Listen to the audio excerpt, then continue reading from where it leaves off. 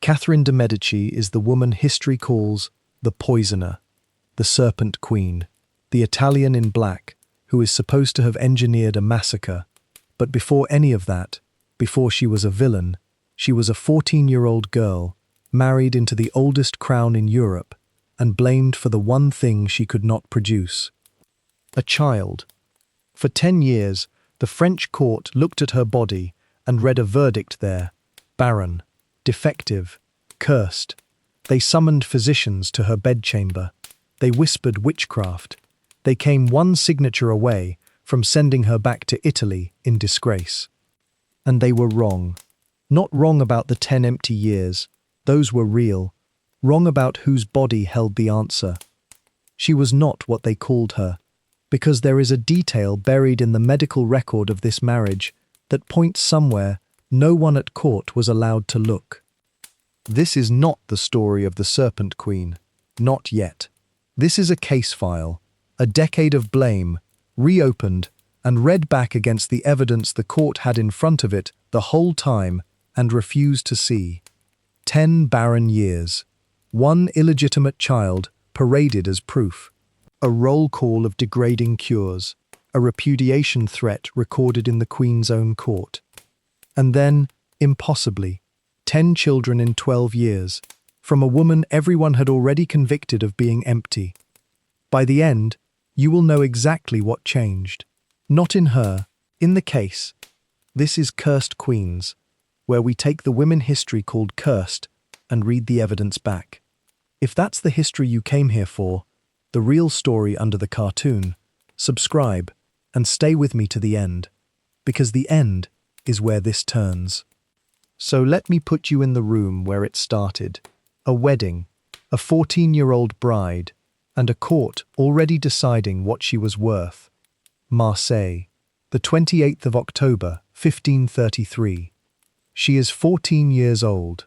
She has crossed the sea from Florence to marry a boy she has never met, and the man presiding over the ceremony is her own great-uncle, the Pope, Clement VII, who arranged this match the way a banker arranges a loan, because that is what she is to this court, a transaction. Florentine money and papal blessing, married into the house of Valois. They already have names for her: l'Italienne, the Italian, la banquière, the banker's daughter. She is the outsider in the room before the vows are even spoken, and everyone in it knows the arithmetic. She is here to do one thing. The boy beside her is Henri, Duke of Orléans. He is also 14. His heart, everyone will soon understand, belongs elsewhere, to an older woman named Diane de Poitiers, beautiful and married, and impossible to rival. But that is tomorrow's problem. Tonight there is a wedding, and a wedding night, and the whole apparatus of a dynasty leaning in to see whether the machine works. Picture her that night, 14, foreign, orphaned since she was an infant, her mother dead weeks after her birth, her father dead days after that, raised as a bargaining chip, handed from relative to relative, and now handed here, to a country that does not want her for herself. Her entire value fits in a single sentence: give the Valois an heir. And then, nothing. Not the first year. A 14-year-old bride. No one panics. Not the second, still young. But the years begin to stack. 3, 4, 5. And a silence starts to gather around the Queen's body that is louder than any words. Then comes the moment that turns the silence into an emergency. The 10th of August, 1536.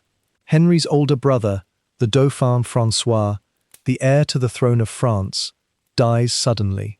And overnight, everything changes.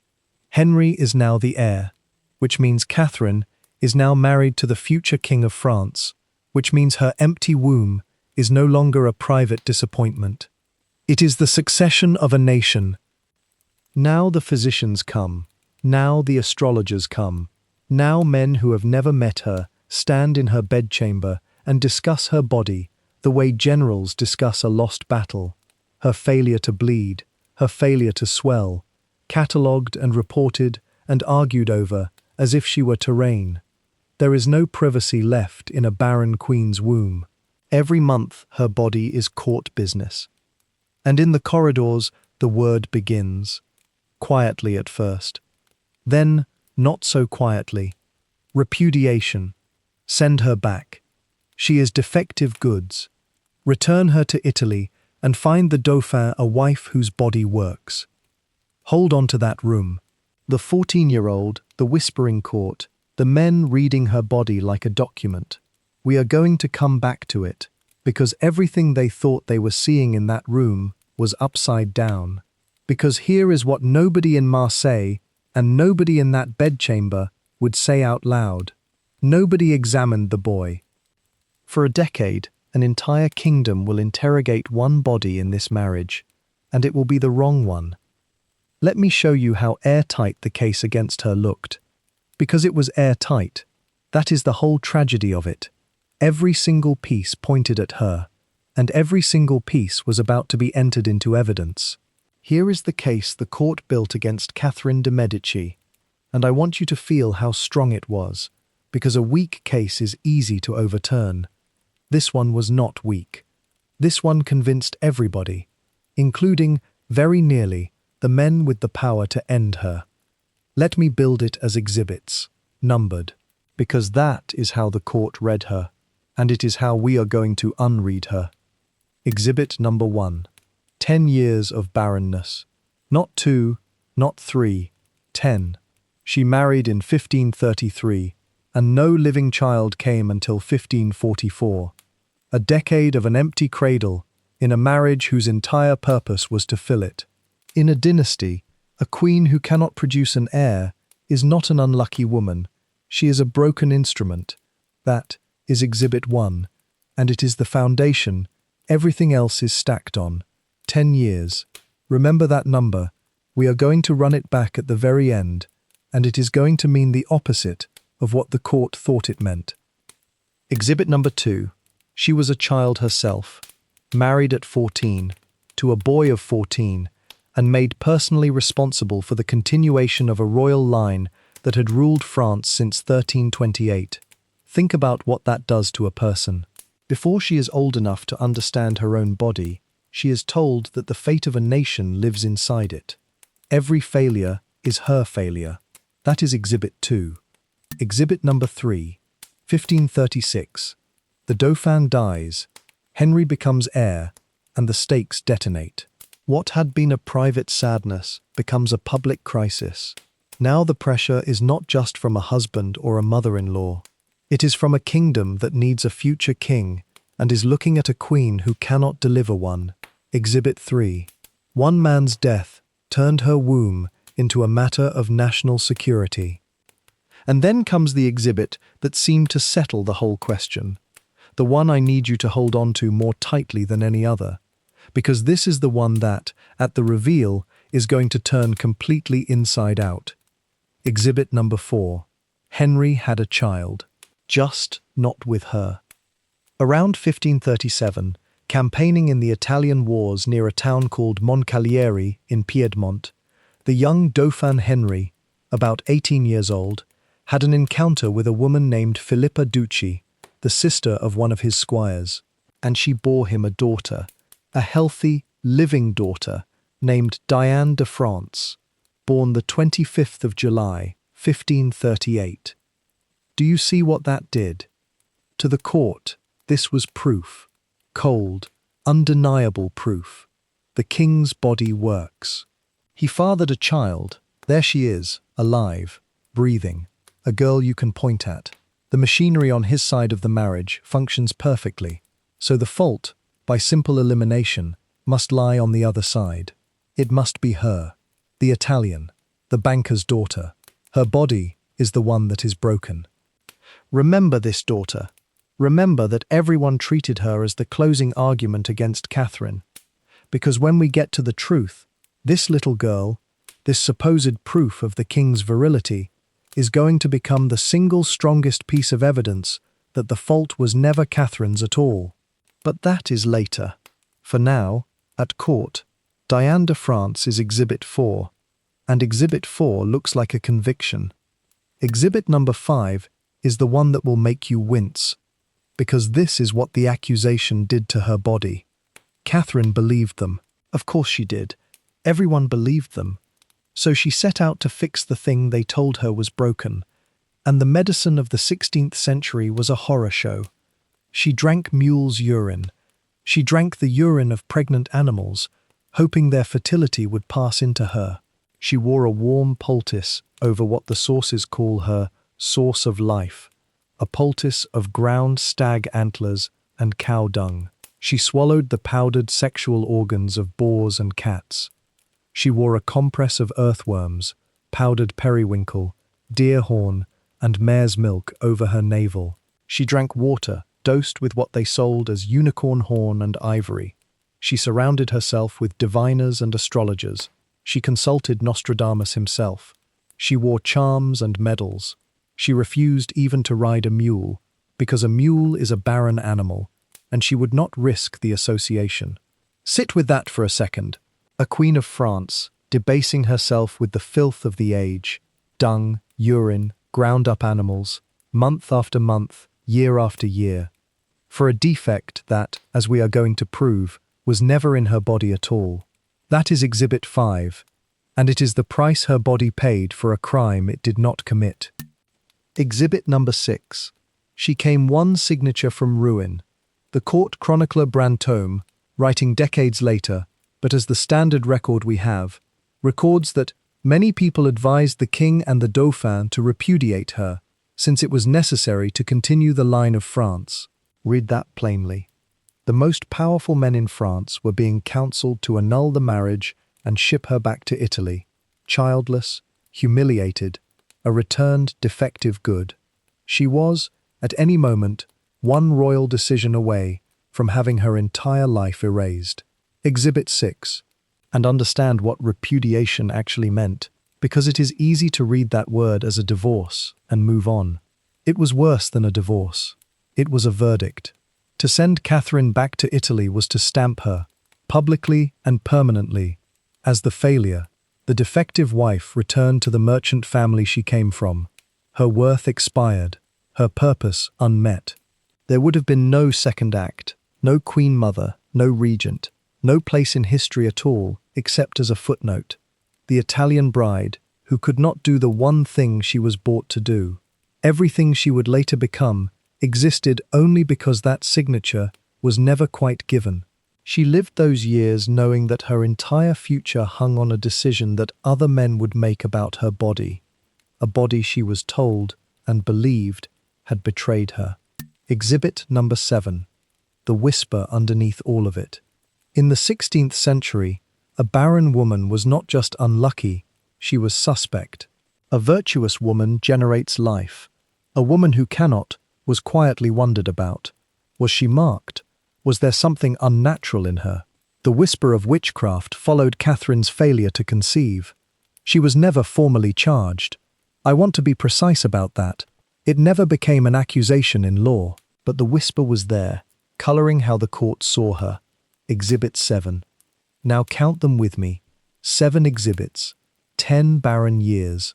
A child bride made to carry a dynasty. A death that raised the stakes to national. An illegitimate daughter that seemed to prove the king was fine. A body degraded by desperate cures.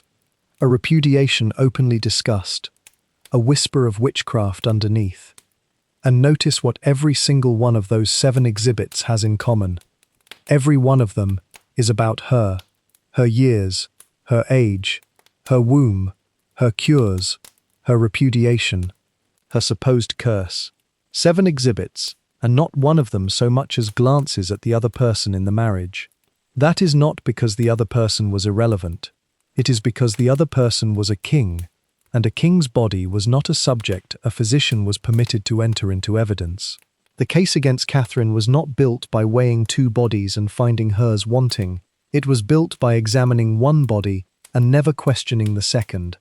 The verdict was decided before the investigation began, because the investigation was only ever allowed to look in one direction. 7 exhibits, and every one of them points the same direction, at her. If you had been in that court, you would have convicted her too. I mean that. The evidence was overwhelming, it was consistent, and it was, as far as anyone could see, complete. Except it wasn't complete. There was one witness the court never called, one body no one thought to examine. And when someone finally did, the entire case fell apart. So let's do what the court refused to do. Let's reopen the case, and this time, let's look at the evidence they had but could not read. Because here is the strange thing about the case against Catherine. Everything I just laid out is true. She was barren for 10 years. Henry did father a child elsewhere. The repudiation talk was real. None of that is invented. What was wrong was not the facts. What was wrong was the conclusion they drew from them. Let me hand you the first piece they misread. Think about the illegitimate daughter again. Exhibit 4, the one I asked you to hold. The court read it one way, and one way only. He can father children, therefore she is the problem. But watch what that reading quietly assumes. It assumes that fathering a child is a simple on-off switch, that a man who can do it once can do it always, with anyone, effortlessly. That fertility is a light that is either on or off. Now hold that assumption up against the actual record, because the actual record is much stranger than a light switch. Here is the pattern, laid out flat. 10 years of failure with his wife. Then, in the middle of that decade, one child, with a different woman, on a single campaign, far from court. Then, back with his wife, more years of failure. And then, suddenly, a torrent, child after child after child. That is not the pattern of a healthy man married to a barren woman. That pattern is 0 children with her, and, if he strays, children elsewhere cleanly and repeatedly. What we see instead is a man who failed for years, succeeded once, failed again, and then succeeded overwhelmingly the moment something changed. Something changed. Hold that. We are going to name exactly what changed, and it is going to explain the illegitimate daughter, the 10 empty years, and the flood that followed, all 3 at once. Remember that we need one single fact to explain all 3. Most explanations only cover one. That is number 1 of what I am now counting the other way. Keep it. For a decade, every doctor who came to this marriage examined the same body, hers. That was not an oversight. That was the entire worldview of the age. When a marriage was infertile, the woman was the site of the problem. The womb was the thing that failed. The man's body was simply not a subject. It was, medically speaking, invisible, assumed to work, never inspected. And then, in the early 1540s, someone did the unthinkable. His name was Jean Fernel, and he was not a quack. I want to be very clear about who this man was. Jean Fernel was one of the most important physicians of the entire century. He is the man who coined the word physiology. He was the first to accurately describe the spinal canal. He was a serious, brilliant, systematic anatomist in an age that had very few of them. And Fernel did something radical. He examined both spouses.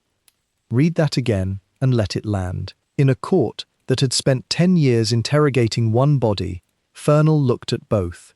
He treated the marriage as a system with 2 parts, either of which could be the fault, which is obvious to us and was heresy to them. And when he looked at both, the reports say he noticed slight abnormalities in the couple's sexual organs, and he advised them accordingly. Now, here is where I have to be scrupulously honest with you, because this channel does not cheat. Fernel himself, later, always denied that he had prescribed any actual cure. He accepted the credit. His reputation was hugely enhanced by what happened next, but he personally maintained he had not done anything so specific as a treatment. He was, in his own account, careful about what he claimed. So we hold 2 things at once. Fernel examined both bodies and advised, that is on record, and Fernel denied a miracle cure, that is also on record. Both are true. I am not going to smooth that over for a better story. But watch what happens next. because the timing does the arguing for us. That is number 2. Fernel looked at the body no one else would look at. Keep counting. The 19th of January, 1544. Francis II is born, Catherine's first child, after 10 years.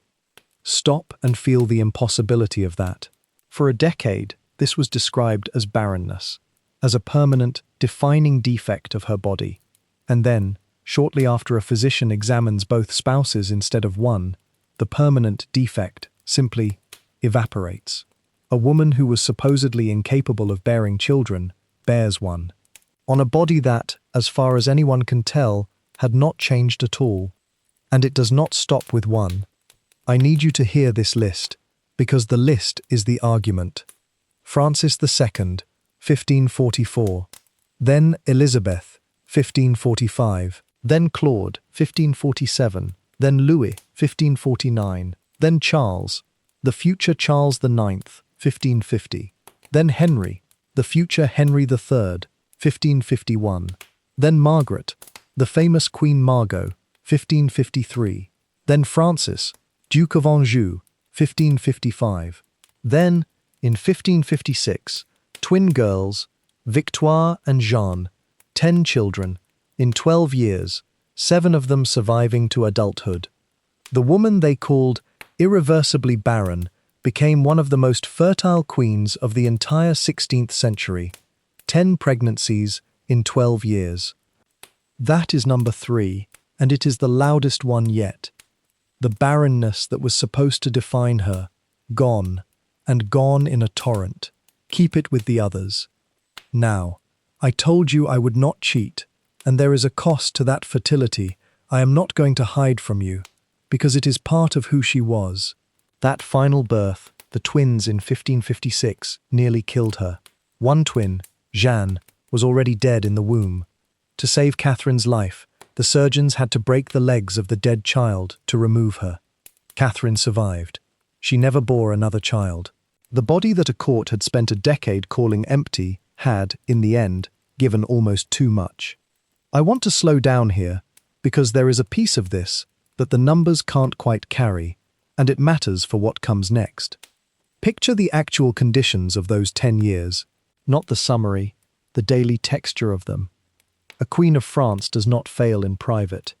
There is no private, not for her, not about this. Her body is a public instrument, and its output, or its silence, is state business. So every month, the court reads her the way it reads a dispatch from a war. Did she bleed? Then the harvest failed again. Did she not? Then hope flares, physicians are summoned, the astrologers cast their charts, and then she bleeds after all, and the whole apparatus of a nation deflates around her hips. She is watched, constantly. She is not a person going through something intimate and painful. She is an object being monitored for a result. Men who have never spoken to her stand in her rooms and discuss the interior of her body. Ambassadors write home about it. The king's mother has opinions about it. The mistress in the king's bed has opinions about it. There is no corner of this that belongs to Catherine. And she has to perform composure through all of it. Because the other thing everyone is watching for is weakness. Any sign that the foreigner is cracking. Any excuse to accelerate the talk of sending her home. So she smiles. She endures. She consults yet another diviner. She swallows yet another vile remedy. And she waits, month after month, for a body that everyone has told her is the problem, to finally do the one thing that will make her safe. Now hold that image, the watched girl, composed, humiliated, waiting on a body that was never the fault, and remember it. Because in a few minutes I am going to tell you that everything she was performing that composure for, everything she was enduring, was aimed at the wrong target the entire time. She was doing penance for a crime that belonged to someone else. Let me lay the dates out cold, because the timeline itself is an exhibit, and it is a merciless one. 1533. She marries. She is 14. No child, and no one worries yet, because she is a child herself. 1536. 3 years in, still nothing. And now the Dauphin dies, and the stakes go national. 3 years of an empty cradle just became a crisis. 1537, 1538, 5 years in. And this is the window in which Henry fathers his daughter by another woman, the illegitimate child that proves him. Watch where that sits. It sits in the middle of the Barren decade, not before the marriage, not after. Dead in the center of the years he was supposedly failing only because of her. Hold that placement. It will matter enormously. The late 1530s into the early 1540s. 6, 7, 8, 9 years in. This is the desperation window. The remedies, the poultices, the charms, the whisper of witchcraft, the repudiation talk reaching its loudest. This is when a decision to discard her was closest. She is somewhere in her early to mid-20s, and she has spent nearly her entire adult life being blamed. And then the early 1540s. Fernel examines both bodies. And then, the 19th of January, 1544. 10 years in, the first child. Read that timeline as a shape, and it stops looking like barrenness at all. Barrenness is flat, a straight line of nothing, forever. This has a spike in the middle, elsewhere, and a cliff at the end, where the nothing suddenly becomes everything. A flat, permanent defect does not do that. Something with structure does. Something mechanical does. Keep that shape. If you have ever been told that the failure was yours, that your body was the broken thing, when the truth was somewhere no one ever bothered to look, tell me below. I read every comment, and you are not the first, and you will not be the last. Now back to the case. Now stack what we have been counting, and ask a single question of it. What one condition produces all of it at once? The illegitimate child mid-decade, the physician who examined both bodies, the 10 empty years that became 10 children. Not 3 separate excuses. One fact, and the shape of that one fact is already visible. A problem that made conception mechanically difficult, but not impossible. A problem that could be occasionally overcome, hence one child, elsewhere, once. A problem that was intermittent, not absolute, and a problem that could be addressed, corrected, worked around, adjusted, after which conception became not just possible, but easy. That is a very particular kind of problem. It is a problem of geometry, of an angle, a placement, a mechanical fit, not a problem of some organ that simply does not work, because in a few minutes I am going to name the exact thing that fits that shape, and it has a location, a very specific location, in one specific body. Hold that. Here is the part that should make the whole court hang its head. They did not lack the knowledge. The knowledge existed, in their own century, in their own language, because the exact kind of anatomical problem I have been circling, a problem of geometry, of a placement that makes conception mechanically difficult, was not some secret only modern science could find. There were physicians in the 16th century who understood conditions exactly like it, and wrote them down. Consider the great surgeon of the age, Ambroise Paré, one of the most important surgeons who ever lived, working in France in exactly this period. Paré described, in plain 16th century terms, an anatomical condition, a malformation of geometry, that prevented, in his words, the seed to be cast directly and plentifully into the womb. Read that. A surgeon of Henry's own century, describing exactly the mechanical kind of failure I have been pointing at, and I am keeping the specifics and the location for the reveal. Hold it. The framework existed, the vocabulary existed. A surgeon of that century could describe precisely how a mechanical malformation could be the reason a marriage produced no children. They just never pointed it at the king. You do not point at the king. You point at the foreigner, the banker's daughter, the woman. And so a court that possessed the very medical concept that would have exonerated Catherine spent 10 years applying it to the wrong person, or rather, refusing to apply it at all, because applying it meant looking at a body that was, by law and by custom, above suspicion. That is number 4. The knowledge was in the room the whole time. Keep it. Here is the detail that turns this from "they could have known" into "they were told and looked away." Because the report that something was wrong with the king's body is not only a modern reconstruction working backward from the birth records.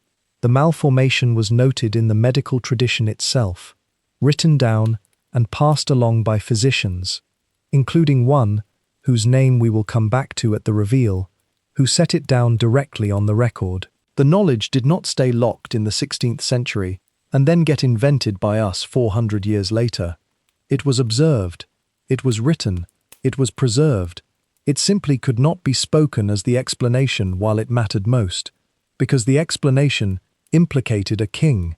Do you feel how that changes the weight of the whole thing? It is one matter for a court to be ignorant, to genuinely not have the tools to find the truth. It is another matter entirely for a court to have the concept and the observation and the vocabulary and to choose to point all of it at a 14-year-old foreigner instead of at the anointed man beside her. This was not a failure of medicine. The medicine was there. This was a failure of nerve. Nobody would say the true thing, because the true thing was treason to say. And so a girl paid for a decade. That is still number 4, but now it has teeth. Keep it exactly as it is, because when I name the reveal, I am going to hand you the name of the man who reported it, and you are going to realize the answer was on the record the entire time. There is one more piece, and it is the strangest of all, because of who it comes from. Diane de Poitiers, Henry's mistress, the older woman he actually loved, the rival who occupied the place in his heart that Catherine never could. If anyone at that court had a motive to let Catherine be repudiated and sent home in disgrace, it was Diane. Except a repudiation was dangerous to Diane too. If Henry set Catherine aside and married some fresh foreign princess, that new queen might arrive young, ambitious, and hostile, and might push the aging mistress out entirely. Diane's power depended on the marriage staying exactly as broken and stable as it was.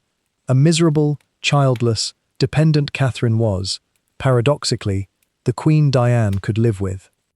And so, according to the later tradition, and I will flag that this is tradition rather than hard documentation, the one person who moved to protect Catherine, to steer the blame away from her, to coach the couple on how they might actually succeed, was her husband's mistress. The woman in her husband's bed became her unlikely ally, not out of kindness, out of cold self-interest that happened to align with the truth. Think about what that means for our case. Even setting aside how firm the documentation is, the very existence of this tradition tells us something. It tells us that the smartest political operator in that court, the woman closest to Henry's body and Henry's life, apparently did not believe the official story that Catherine was the problem. The person with the most intimate knowledge of the king bet against the court's verdict. That is number 5. Even Henry's mistress didn't buy it. So let me tally where we stand, because the noose is tightening, and I want you to feel every strand of it. Number 1. The illegitimate daughter fits a mechanical, intermittent problem far better than it fits a barren wife. Number 2. The moment a physician examined both bodies instead of one, the case cracked. Number 3. 10 empty years became 10 children, impossible for a truly infertile woman. Number 4. The 16th century had the exact medical concept to explain a mechanical cause and refused to aim it at the one body it never examined. Number 5. The one person closest to Henry apparently never believed it was her fault. 5 tells, all pointing the same new direction, away from Catherine's body. And I have not even named the thing yet. I have shown you the shape of it. Difficult, intermittent, correctable, and sitting in the one body no one at that court was ever allowed to examine. But I have not put the word on the table. Before I do, I owe you something. I owe you the other explanations. Because a good case doesn't just assert its answer, It clears the field of every rival first. So let me take the three theories that have been offered for the Barren decade of Catherine de Medici, and let me knock each one down in front of you, in order, until only one door is left standing. Three rival explanations. I am going to take them from the weakest to the one that comes closest to fitting, because the last one standing is the one that will make the real answer click into place. This was the 16th century's own favourite, and we met it as Exhibit 7. A barren woman is marked. A virtuous woman brings forth life. A woman who must be touched by something unnatural, something that destroys rather than creates. Later, when Catherine became the black-clad serpent queen of legend, this reading fused perfectly with her villain reputation. Of course, the poisoner witch of St. Bartholomew's was barren. The devil's woman cannot make life. Here is what collapses it. A curse does not respond to a physician. A mark of the devil does not lift itself the month after a doctor examines a husband's body. Watch the timing one more time. A material, physical examination of two human bodies, followed within a short window by conception, followed by 10 children. There is no room in that sequence for the supernatural. The curse broke the instant a competent man looked at the right body, which is precisely what a curse cannot do and a medical problem does. This theory doesn't survive contact with the calendar. Gone. This one is more tempting, and I understand why people reach for it. They were married at 14. Children. Henry's heart belonged openly to Diane de Poitiers. It is easy, and almost comforting, to assume the whole thing was a cold arrangement between two people who avoided each other's beds, and that the barrenness was simply absence, nothing tried, nothing conceived. But the record annihilates this one from both sides at once. On Catherine's side, the desperate, degrading, years-long parade of fertility cures, the mule's urine, the poultices, the charms, the astrologers. You do not debase yourself like that, year after year, over a marriage you are not trying to make fertile. That is the behavior of a woman trying with everything she has. And on Henry's side, the illegitimate daughter. Diane de France exists. Henry demonstrably could and did conceive a child. Consummation was not the problem. He fathered a girl in the middle of the very decade in question. So we have proof of effort on her side, and proof of capability on his. And the "they never really tried" theory has nowhere to stand. It was not absence, it was failure. Active, repeated, agonized failure. Gone. I have to give this one its full weight, because it was not a stupid theory. It was the default of the entire age, and it fits Exhibits 1 through 7 like a glove. 10 barren years. An illegitimate child that proved the king. All of it points at her womb. If you take the case only up to 1543, this theory is the obvious winner. A malformed womb. A body that simply could not carry. The foreign wife. Defective after all.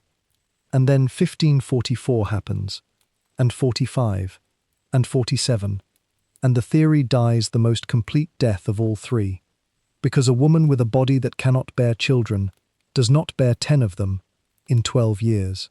There is no version of her anatomy was the problem that survives 10 living pregnancies. Whatever was wrong in those first 10 years, it was not a barren womb, because that same womb went on to carry almost a dozen children and populate the thrones of Europe.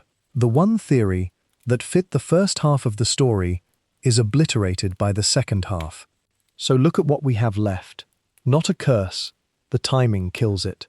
Not a failure to try, the cures and the daughter kill it. Not her body, 10 children kill it. Every door is closed but one, and behind that one door is a body no one at that court was permitted to examine. It is time to open it. Here is the answer. The problem was never in Catherine's body. It was in Henry's. King Henry II of France was born with a malformation of the urethra, a condition in which the opening sits not at the tip, but on the underside. often paired with a downward curvature of the organ. Researchers writing in the Canadian Journal of Urology in 2009, Gordetsky, Rabinowitz and O'Brien, argued that this is the condition that best explains the entire arc of this marriage, and a German study in the journal Urology A in 2014 reached the same conclusion. Let me put it in plain language, because the Latin doesn't matter and the mechanics do. The king was born with the opening in the wrong place and a bend, so on most nights the seed simply never landed where a child begins. Not her womb, his anatomy. Say it slowly. The fault was written in, not hers, his.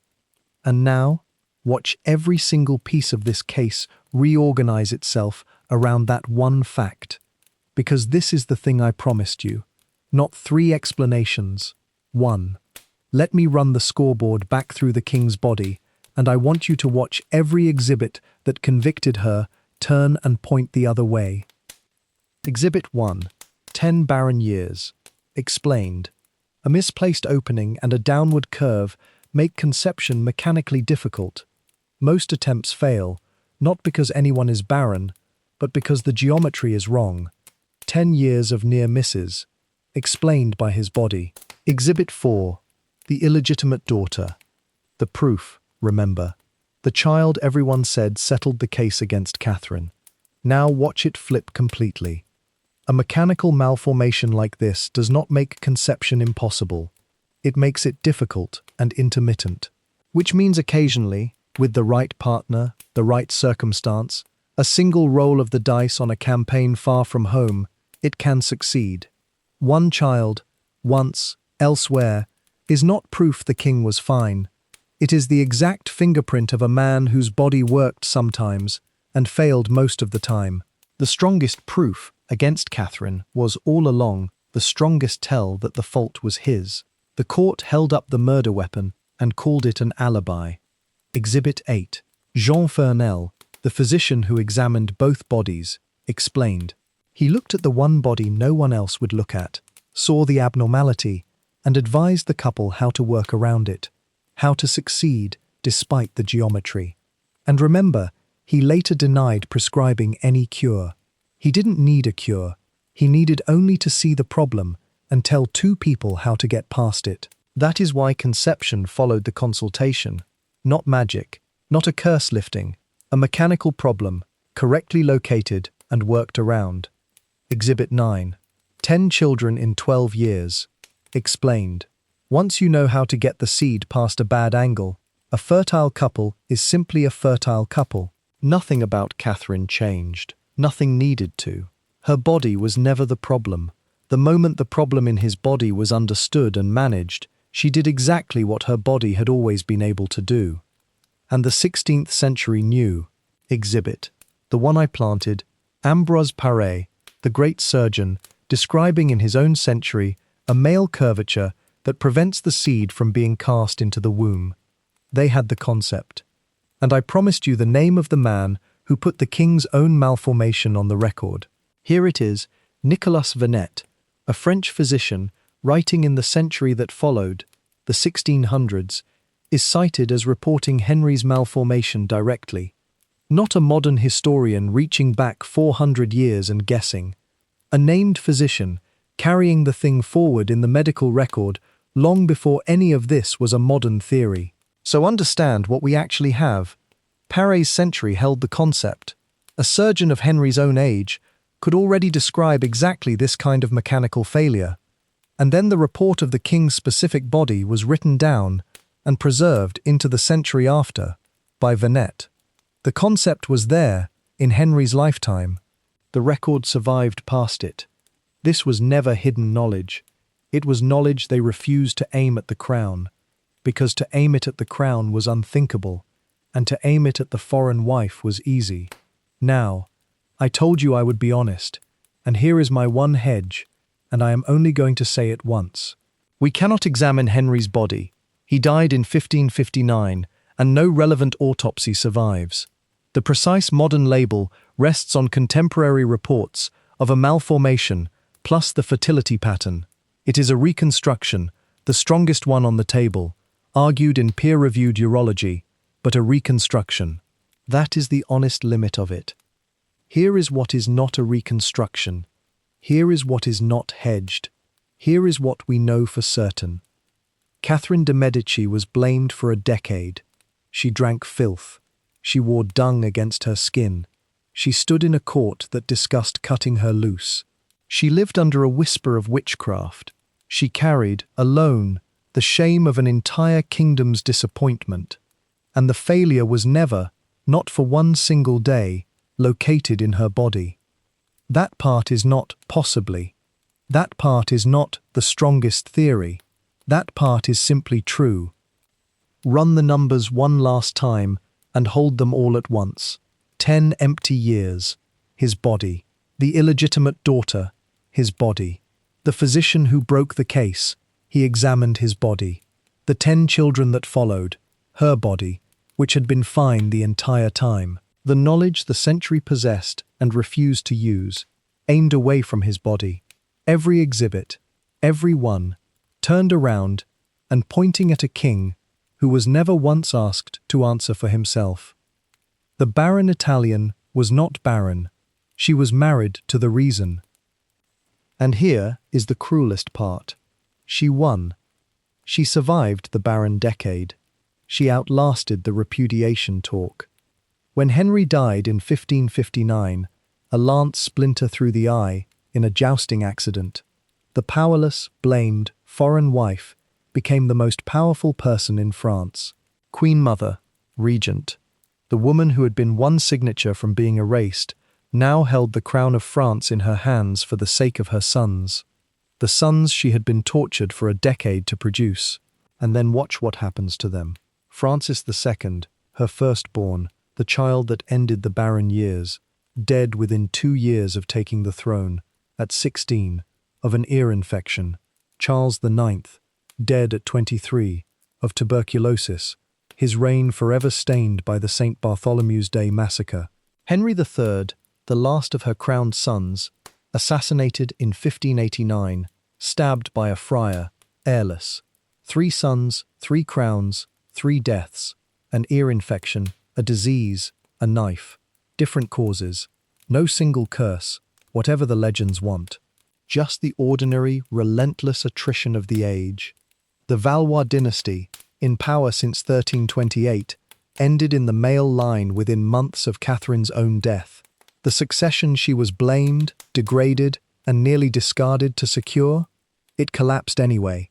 Inside 30 years, the decade of shame brought a future that did not arrive. And history's thanks to her for all of it. For the wronged girl, for the survived shame, for the crown she held together with her bare hands, was to remember her as the poisoner, the serpent queen, the villain of the century.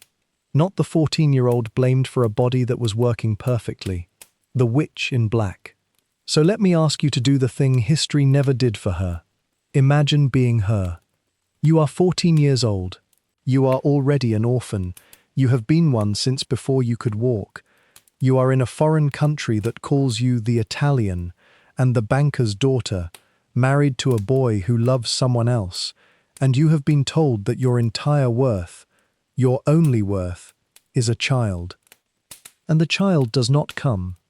Imagine the physicians in your bedchamber every month, discussing your body like a failed harvest. Imagine drinking mule's urine because someone told you it might help. Imagine wearing dung and ground antler against your skin. Imagine hearing, because you did hear, that the men who rule your life are being advised to send you back in disgrace. Imagine the whisper of witchcraft trailing you down every corridor. Imagine carrying all of it, all of that shame, for 10 years, believing, because everyone tells you so, that the broken thing is you.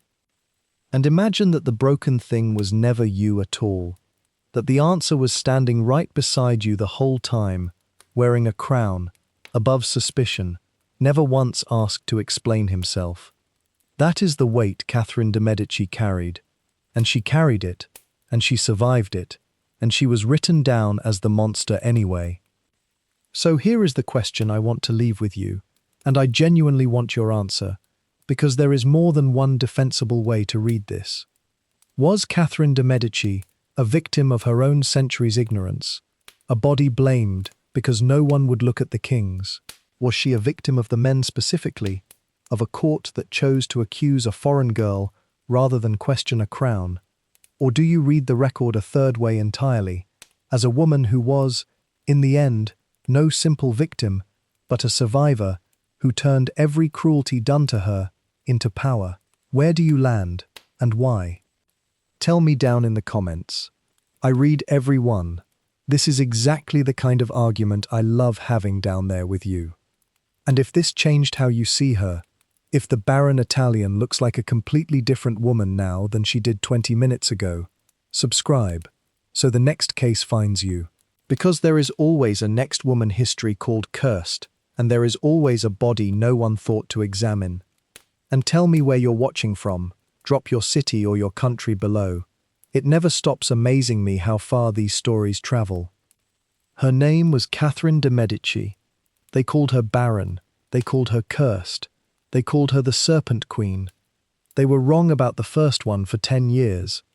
Ask yourself what else they got wrong.